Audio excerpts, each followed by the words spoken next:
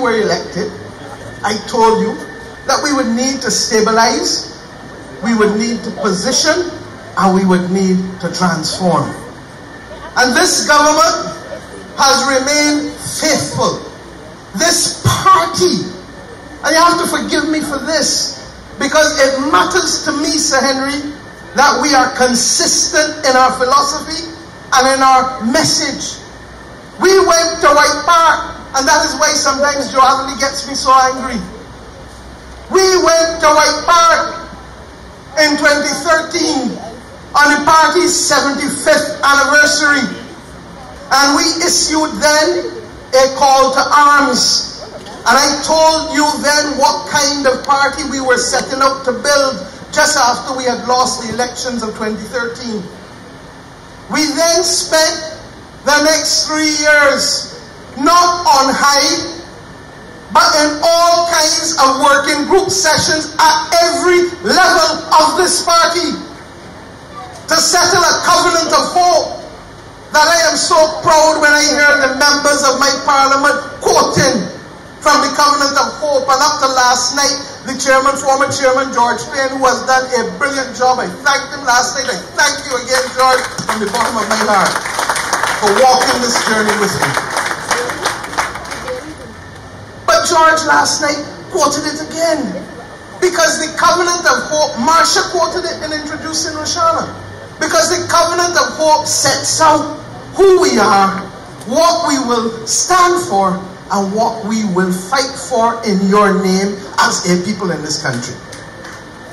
And everything that then flowed in the manifesto took its guard from the call to arms and the covenant of hope, and of course the constitution of the Barbados Labour Party.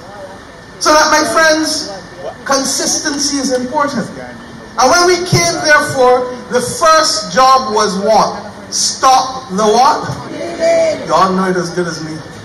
Stop the bleeding. Stabilize the country. Save the dollar. Work towards the return of investment grade. Work towards the country growing again. Because over the course of the last decade, they may want, because the numbers were there to say that there was what? Marginal growth of 0.5%. When in truth and in fact we know that there was effectively a decline in the quality of life and in the output of this country in real terms. And what have we done? 18 months in.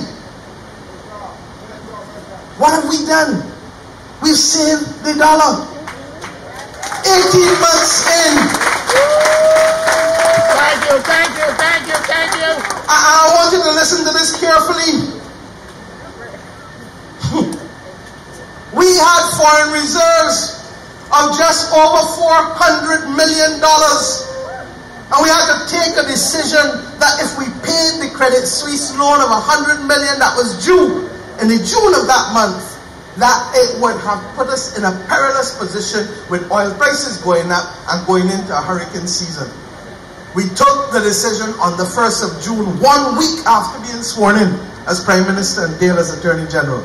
We took the decision to suspend our debt payments and to go for a restructuring of debt and to go into an IMF program. Now, how many others would have done that in that space of time if we were not prepared and ready? Because we came to office not knowing all the details, not knowing the depth of the madness, but understanding the nature of it and understanding the kind of wicket we would have to play on. Today, as I speak to you, our reserves this week reached the height of $1,239 million. The net international reserves, the gross international reserves and the net international reserves at $988 million. My friends, it has not come easy. It has not come easy. But that wasn't all. We knew that in the suspension of the debt, that we had to be able to get the elbow room to spend money on the things that the Democratic Labour Party did not spend money on for the last 5-6 years. You heard Rudy Grant tell you, not a truck. Ian Gillinex will tell you, not a bus.